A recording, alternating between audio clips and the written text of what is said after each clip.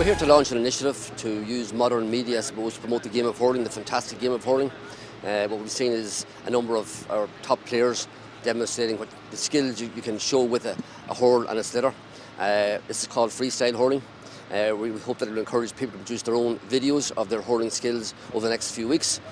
The final will take place on Ireland Hurling Final Day on the 8th of September, and the winner will go with the All-Stars to China in November. We're privileged in this country that we've got such a unique sport, something that we can be so proud of as, you know, GA people, hurling people, Irish people, if you like. And it's to encourage and to encourage our young people, old people, whatever, to, you know, submit their freestyle hurling, as we're calling it, and also trick shots. You know, any unique types of shots that they can take. You've seen it in other sports, and it's just really a celebration of the game.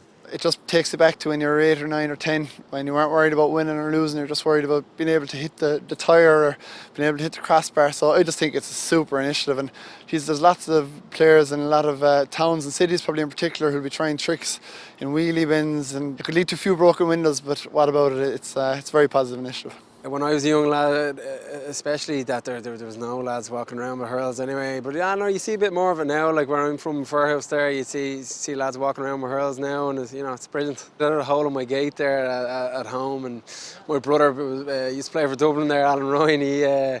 He put the ball through. He was a corner back now, and he put the ball through the hole there one day, and I still haven't been able to get it. So that was something I always tried to do.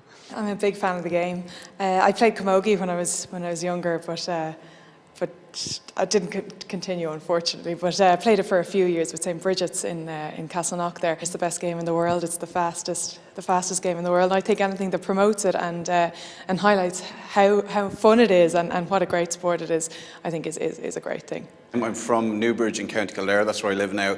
I play hurling with Sarsfields in Newbridge, junior level, intermediate level. I have a junior championship under my belt, so it could be time to retire now. My parents are both from Kilkenny, so it was inevitable that I played a bit of hurling. This street hurling, it's embracing, it's a bit more modern. It's good for kids who live in built-up areas because, I'm a townie myself. We always played hurling in the back alley or up against the wall behind the house. That's the way you learn, and it's good to see that that's being used, almost in a way like parkour or skating or BMXing. You use the street, you use the urban landscape, and it's good that hurling is embracing that.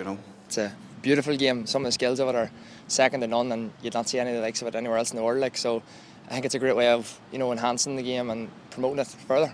Even still, I've got a basketball hoop at home with no basketball hoop on. It's just like the backboard, and myself have 2 younger brothers, Darren and Conal, and every day, it's not as if we go out and say, right, we need to practice. It's just something we do, puck around for a bit of crack. It's what we enjoy doing, and we'll not go inside till each one of us has had it 10 times in a row.